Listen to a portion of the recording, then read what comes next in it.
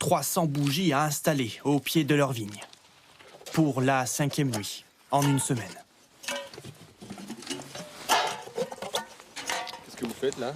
Là, on défait les bougies, les chapeaux des bougies, pour pouvoir, quand on va prendre la décision d'allumer, d'être assez rapide.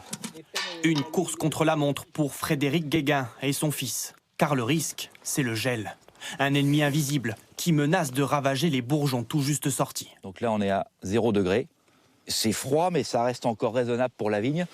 Au stade où nous sommes, on peut descendre jusqu'à -1, -1,5, quoi. Voilà. Une fois le dispositif mis en place... Bonsoir, ça va? Ça va, venez vous chauffer. Voilà, on va pas être mal là. Frédéric s'apprête à passer la nuit avec d'autres viticulteurs du domaine de Chablis, eux aussi sur le pied de guerre. Elle est où ta vigne? Je suis en Vaillon, moi, Valvan.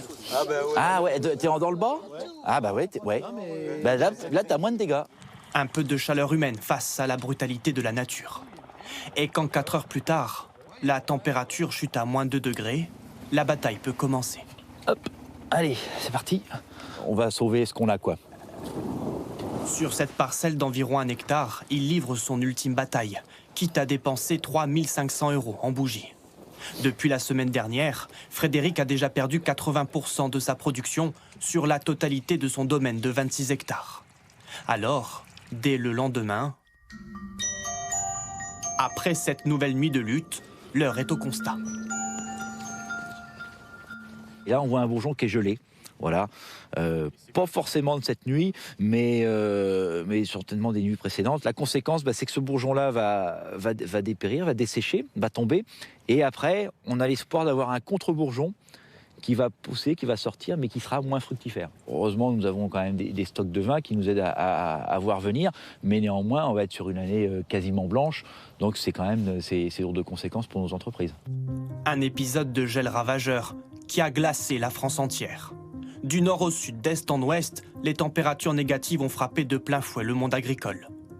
Des gelées tardives qui resteront dans l'histoire selon le ministre de l'Agriculture.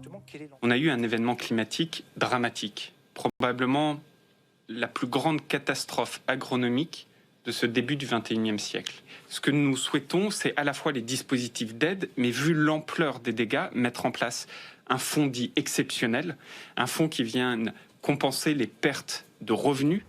Face à l'urgence, le gouvernement va donc activer le régime de calamité agricole. Mais pour l'heure, un autre feu de détresse brûle toujours. Celui d'Alain Duruz, qui cultive des pommes, des poires, des cerises. En une semaine, la totalité de sa production a été décimée par les gelées. Donc en fait, l'embryon, au lieu d'être vert, il est noir. Donc ça veut dire pas de cerise. C'est cramé, on n'en parle plus. La messe est dite. Le moral, il est même plus dans les talons, il est même plus dans les chaussettes, il est carrément au bout des orteils. On va dire, c'est vrai qu'économiquement, ça va être très compliqué à passer l'année.